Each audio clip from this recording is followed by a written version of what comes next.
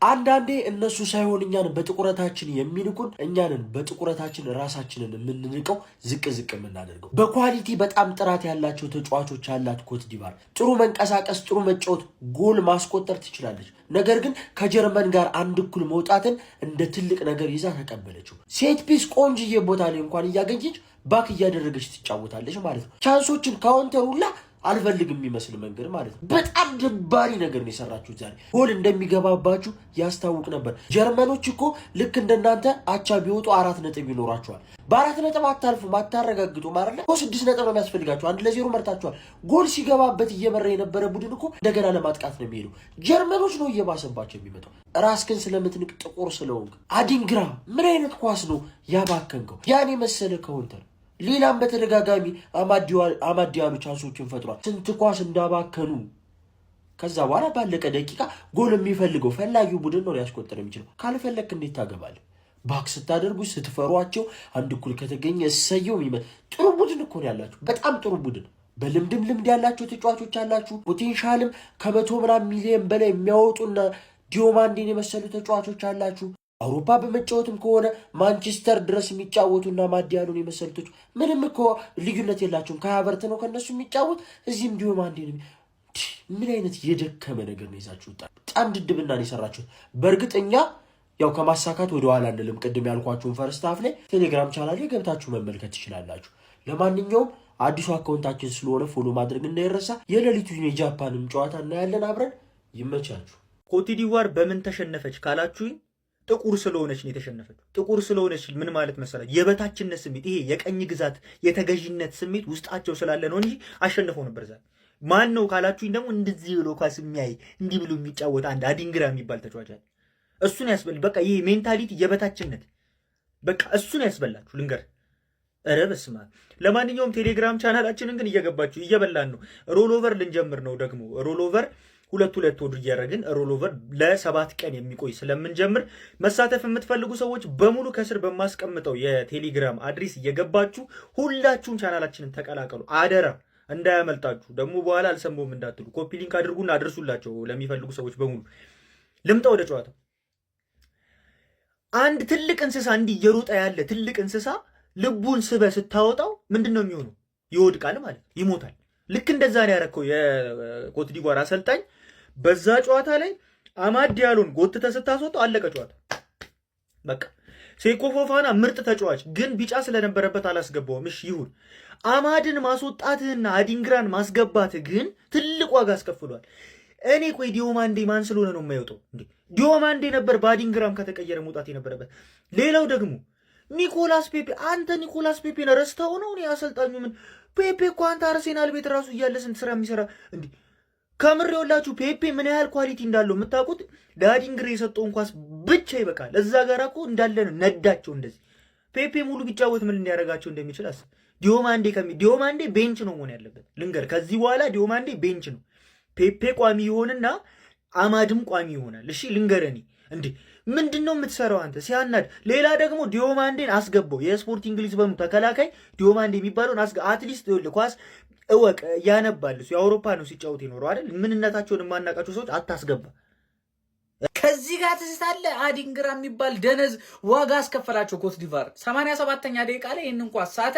ከ6 ደቂቃ በኋላ ጀርመን ማሸነፊያዋን ጎል። ምን አይነት ደነዝ ነው? ፔፔ እንደዛ ድሪብል አድርጎ ሰጥቶት አሰልጣኙ ራሱ ፔፔን እስከዛ ሰዓት ለምን አይቀይሩ? ምን አይነት የደነዝ ስራ ነው? ወሽመጣቸውን የቆረጡላቸው ጀርመን። በቃ ኡንዳቭ የሚገራርም አጨራረስ። 2 ጎል የመጀመሪያ ያበደ ማለት ነው አጨራረስ። ሲያስጠሉ በእናትህ። አዲንግራ የሚባል ሙዴን የቦከመው ነው። ኮትዲቯር ምን ነው እንደ ሀገር እኮ ነበር እንደ አህጉር ነበር እኮ ስንቋጠር የነበረው እንደ አህጉር ማን እኔ ሁለተኛ የአፍሪካ ሀገርማ ሁለተኛ ፈርስት ሃፍ እንደዛ የሚገርም ፐርፎርማንስ ከነ ማድዋኬ ሁላ ገብቶልሽ ዛሬ ማንዬ ወጥረሽ ነበር እኮ ፈርስት ሃፍ ልክ እንደ ሴኔጋል። ሁለተኛ ግን በፈርስት ሃፍ የአፍሪካ ሀገር ካመንኩ ሞቻለሁ። በቃ ፈርስት አሳምናችሁኛል እኮ እቺ ከዚህ ከአፍሪካ ሄደችው አጉር ነች እያልኩኝ አገር ነች እያልኩኝ ምን ነው በእናትህ ምን ነው ይሁን። የኔዎች ከምድብሽ ታልፊያለሽ አይደል? ታልፋለሽ። ኢኳዶርና ያቺ የተመታች 6 ጎል ያዘነበችባት ጀርመን 6-7 ጎል ያዘነበችባት ጀርመን መሄዳቸው አይቀርም። ታልፊያለሽ፣ እንወጥራለን። ከምድብሽ እንኳን ካለፍሽ ቀጣይ አይታወቅም የሚፈጠረው ነገር። ወይኔ ቢስሚላ ኧረ ተቃጠልኩኝ። በማያገባኝ መቼ ነው የሚያልፍልን? እኛ እኮ እንዴ የራሳቸው ብቻ ያ አደናግራቸው ነው አዲንግራ ፈረስታችሁ እንዴ በታክሲ እኮ የ10 ብር መንገድ ያን ኳስ ያለቀ ኳስ ሰጥቶት ያንኛው ደግሞ እኔ በህቱ የተነሳ ወድጀው ነበረ። የተቃጠለ አቃጠሉን። ኧረ ቢስሚላ የኛ ቅመሜ አማድ በስንጣማ ምርጥ እኮ ናት። በእርግጥ ጀርመን ጋር የተጫወቱት ሌቭላቸው አይገናኝም፣ ግን አሳልፈው የሰጡት ከባድ በጣም የሚያስጠላ ነው። ባለቀ ሰዓት ይችላሉ ጀርመኖች። የተጫወቱት እኮ አይቨሪ ኮስት ናቸው፣ ግን ብልጥ አለመሆናቸው በተለይ የሁለተኛው ጎል ኦፍሳይድ ያንኛው እንዴት እንደሆነ ቢስሚላ። እኔ አዲንግራ ደግሞ እኔ በጣም ነው የገረመኝ። አዲንግራ ያንን ኳስ ምን ሊያደርገው እንደፈለገ ፈጣሪ ወዶ አይደለም በየክለቡ የሚያንከራተው፣ በቃ የሚያንከራተው ወዶ አይደለም። እውነት ነው የምላችሁ። የአይቨሪ ኮስት ደጋፊዎች በጣም የሚያሳዝን ነው። እስቲ ለማንኛውም እናንተ በጨዋታ የተሰማችሁን ኮሜንት ላይ አስቀምጡ። ቪዲዮ ከተመቻችሁ ኮፒ ሊንክ፣ ሪፖስት፣ ላይክ ማድረግ እንዳይረሳ። ቴንክ ዩ። ወይኔ እንቅልፌ፣ ወይኔ በተኛስ አይማሽ ቋለጤ አፈራባህ ብላ ኮዲቫር። ወይኔ ጀምአው እንዲህ ቋጥሬ እንዲህ አየር ላይ ልቀህ። ወይኔ ምን አይነት ኳስ ነው? ፔፒያን ይዞት ሄደው ኳስ እንዴት ነው አይመታውም እንዴ? ልምሻ ነው እንዲያዘው። ምንድን ነው የሚሰሩት? እንዲህ ይቻላል እንዴ? እንዲህ ደንቁር ያለ ተጫዋች ማለ እንዴ እናንተ? ወይኔ በተኛ ነበር የሚሻለኝ።